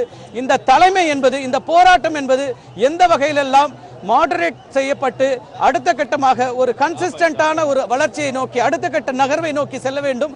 அதற்கான முன்னெடுப்புகளையும் இந்த இளைய சமுதாயம் நிச்சயமாக சிந்திக்கும் என்ற நம்பிக்கையோடு இன்றைய நிகழ்வை இத்துடன் நிறைவு செய்கிறோம். மீண்டும் ஒரு நிகழ்ச்சியில் சந்திக்கலாம் நண்பர்களே. நன்றி, வணக்கம்.